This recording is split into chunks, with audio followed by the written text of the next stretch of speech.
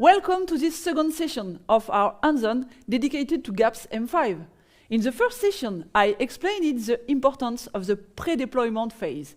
And now, I will configure and deploy our USBL system on board. First, I will configure the transponder, then integrate it in the ROV, and finally, configure the GAPS. Okay, now let's go to the transponder configuration. I will connect the configuration cable delivered with the MT9 and connect the cable on the rear connector of the beacon, the USB on my computer,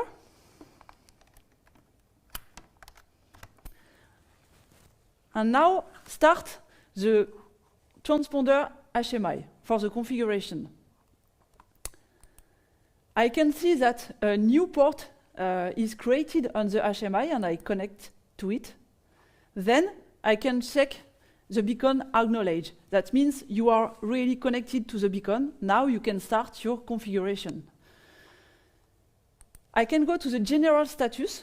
Here you can check the serial number of your transponder and the firmware version. Then you go in the MT9 settings. That's the setting you will enter in the beacon and later in the GAPS. So it's very important to keep in mind this setting and write it somewhere. You can do a print screen or whatever you want. We want to use this beacon on ROV. As a reminder, keep in mind it's in a 200 meters depth. First, do we need a responder or a transponder configuration? In our configuration, it will be a transponder configuration. That means we will have an acoustic interrogation and an acoustic answer. This is a default setting when you connect to the beacon. You can change it as you want. I will keep the frequency interrogation to F1. GAPS has 4 interrogation frequency, F1 to F4, and 10 code answer. You can use the 10 codes in the same interrogation frequency. I will keep the code 22 that I have by default. It's okay for me. Then I go to the blanking time. The blanking time is a silent time in order to protect the beacon from multipass or other noise underwater. Here the blanking time is 0.8 seconds. We will see later in the presentation why this setting is very important. For my application, this setting is perfect, so I keep it like it is. Then I go to turnaround time. The default setting is 0.020 seconds. I will increase it because we are in shallow water. And I will go with my mouse to 0.090 seconds. Then you can see here, in the menu, the Save to Beacon is red. You really need to click on it to save these new settings to your beacon. Then the beacon, we will keep it in its memory. I do Save to Beacon.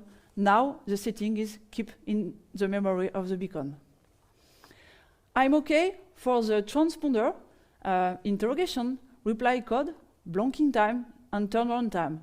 Now I go to acoustic transmit power. I will work in a 2000 meter depth. You can use a high transmit power, a medium one, or a low one.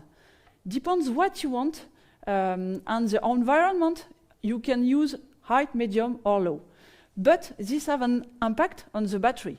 For my application, medium is enough. On the right, you have a statistic with a ping counter. This gives you the number of the emission of the beacon. That's an indication. For example, after your survey, you can know the number of the ping done by the beacon. Then I'm good on the configuration. I can redo Save to Beacon, and now disconnect the cable here. Disconnect the cable on the beacon and plug the on-off cap. When you plug the cap, you can hear the hydrophone ping.